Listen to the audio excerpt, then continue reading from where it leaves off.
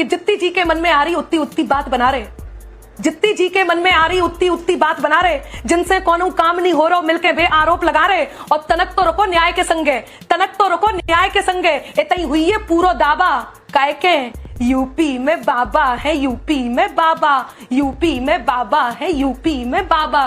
क्षमा चाहती हूं, इसको महिमा मंडन ना समझा जाए। आप पर दरबारी कवि होने के आरोप लगते हैं। बिल्कुल बिल्कुल, मैं मुझ पर दरबारी, सरकारी, चाटुकार, भांड और पता नहीं क्या क्या चारण जो भी कहा जाता है। अच्छा दोस्तों, आज के वीडियो में आप देखेंगे कि कैसे नेहा सिंह राठौर ने दरबारी मीडिया के साथ साथ दरबारी कवियों की भी हवा टाइट कर दी। योगी मोदी की शान में कसीदे पढ़ने वाले कवि अनामिका जैन अंबर और कन्हैया मित्तल को नेहा सिंह राठौर ने गजब तरीके से धो डाला। नेहा ने जिस मजेदार अंदाज में तीनों दरबारियों को धोया है वो देखने लायक है। चलिए शुरू करते हैं। फिर कहती हूँ, मैं आज भी कह रही हूँ, कल भी कहूंगी और आगे भी कहती रहूंगी। योगी जी आए हैं, योगी ही आएंगे, योगी जी आए हैं, योगी जी आएंगे, संतों की नगरी को बाबा जी चलाएंगे। क्या कर रहे हैं यार तू? लेकिन ये एक सवाल है कि आपको सिर्फ बुराइयां दिखती हैं। रामचरितमानस को लेकर इतनी बातें कही गई, आपने उस पर कुछ नहीं लिखा। ब्राह्मणों को गालियां दी गई, आपने उस पर कुछ नहीं लिखा। रामायण की प्रतियां रामचरितमानस की जलाई गई, उस पर आपने कुछ नहीं लिखा। लेकिन हाँ, लिखने के लिए एक मुद्दा है जहां पर योगी विरोध होता है, वहां पर आप जरूर लिखती हैं। ठीक है, मैं ये समझती हूँ कि एक लोक गायक का या एक लोक गायिका का फर्ज, जैसा कि ये लोग बता रहे हैं पॉजिटिव और ये सारी चीजें, मैं समझती हूँ कि उसका सबसे पहला धर्म है जनता की बात करना, जनता के मुद्दों की बात करना, सरकार के कसीदे पढ़ना नहीं, सरकार की तरफदारी करना नहीं। ठीक है, वो पता है क्यों? क्योंकि सरकार के पास अपना मंच है, अपनी मीडिया है, वो बड़ा बड़ा होर्डिंग लगा के, बड़े बड़े प्रोजेक्ट के थ्रू बड़ा बड़ा मंच लगा करके बताती है कि मैंने ये कर दिया, मैंने वो कर दिया। सरकार के पास अपनी मीडिया कौन सी है? बात तो आप समझ ही गए होंगे, आप समझदार हैं। तो जनता के पास अपना मंच नहीं है, अपनी मीडिया नहीं है। और नहीं, हम तो जनता की मीडिया है। नेहा सिंह राठौर, आपको शक होगा, लेकिन हम जनता की मीडिया है, जनता के लिए आवाज उठाते हैं। हमारी एक जिम्मेदारी है। जब हम सवाल करते हैं ना नेहा सिंह राठौर, सुनिए, जब हम सवाल करते हैं तो हम जिससे भी सवाल करेंगे, चाहे आपसे सवाल करें, अनामिका से सवाल करें, कन्हैया से सवाल करें या पॉलिटिकल डिस्कशन हो, तो हम हमेशा विपक्ष की भूमिका में होते हैं। मैं बहुत शांत दिमाग से सवाल पूछ रहा हूँ कि सरकार की अपनी मीडिया कौन सी, मैं बाकायदा नोट डाउन कर लूंगा। राकेश जी, आप बहुत समझदार हैं, तो मैं आगे चलती हूँ। ठीक है, तो आप बताइए। जनता के पास अपना मंच नहीं है, जनता के पास अपनी मीडिया नहीं है, तो जनता उम्मीद कर रही है। नहीं, हम जनता की मीडिया है। नेहा सिंह राठौर, आपको लगता नहीं कि टाइम्स नव भारत जनता के लिए आवाज उठाता है? हमने कहा आपको कुछ कहा? मैंने कहा क्या आपको कुछ?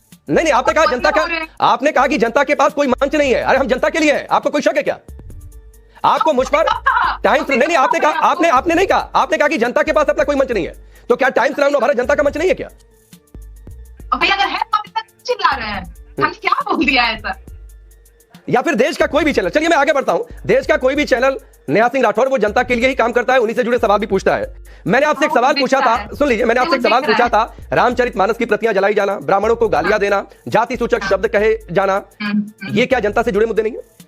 एग्जैक्टली, और बहुत बुरी बात है, बहुत बुरी बात है। हमारे धार्मिक ग्रंथ, आज आप मेरे ट्वीट देख लीजिए, आप मेरे ट्वीट देख लीजिए। आप लोग, यही तो मैं कहती हूँ कि आप लोग होमवर्क कम करते हैं, कहाँ जाते मुझे कोई, अरे सुना दीजिए गाना सुना दीजिए, कुछ लिखा हो आपने तो। हाँ ठीक है, अभी मेरे से सवाल होता है स्वच्छ भारत मिशन के ऊपर, मेरा पहला गीत था। सवाल मुझसे ये होता है कि राम मंदिर बन रहा था तो तुम कहाँ थी? मैंने कहा हम सोहर गा रहे थे। और लोग, ऐसे ही कोई न्यूज चैनल है, तो उन्होंने कहा कहाँ थी तुम? मैंने कहा मैं सोहर गा रही थी महाराज, जब ये सारी चीजें हुई। क्योंकि आपको पता है, जितने राम भक्त आप हैं उतनी ही मैं भी हूँ। समस्या ये है कि मैं अच्छा, कौन सा सोहर मानस का अपमान, सरकार बहादुर ने ब्राह्मणों को गालियां, वो आपके लिए मुद्दा नहीं है? नहीं, भाई दीक्षित मेरा ब्राह्मण नहीं होता। मैं कहती हूँ कि रामलला दीक्षित परिवार है, आप कहते हैं, और आप कहते हैं कि ब्राह्मण विरोधी है ये। टीआरपी का चक्कर सर आपको होगा, टीआरपी का चक्कर आपको होगा। वो करवा रहे हैं 2-4 पैनलिस्ट को बुलवा करके, ये आपका चक्कर है, इसलिए उसकी जरूरत। एक सवाल और बड़ा दिलचस्प सवाल है। टीआरपी का चक्कर मुझे नहीं है। इसी बीच दरबारी मीडिया ने भी दरबारी कवि से कटु सवाल पूछ लिया, जिसका जवाब जनता को पहले से पता है। आप बाबा कर रही हैं, लेकिन बाबा की कोई बात आपको बुरी नहीं लगी क्या? या एंटी एस्टेब्लिशमेंट, एंटी गवर्नमेंट आपने कभी कुछ लिखा नहीं क्या? कभी आपको लगा नहीं कि सरकार को इस मामले में थोड़ा और बेहतर करना चाहिए?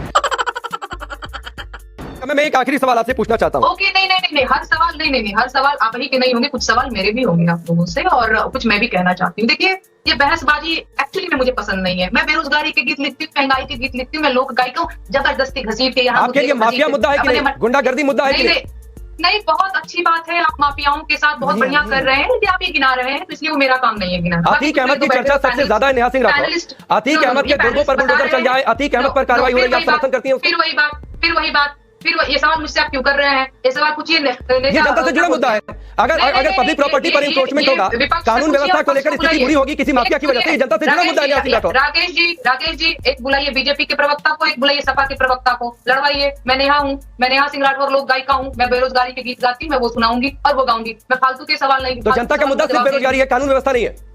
नहीं, जनता का मुद्दा बेरोजगारी है, कानून व्यवस्था सारी चीजें हैं, लेकिन सबसे पहले तो बेरोजगारी किसी है। माफिया की वजह से कानून व्यवस्था गड़बड़ हो तो क्यों नहीं आप उस पर जाती है? मैं माइक निकाल के फेंक दूंगी यार, आप समझते नहीं हो। क्यों करते हो यार? बुलाओ ना यार, सपा के प्रवक्ता को बुलाओ, बीजेपी के प्रवक्ता को बुलाओ। मैं प्रवक्ता हूँ, क्यों लड़वा रहे हैं ऐसे?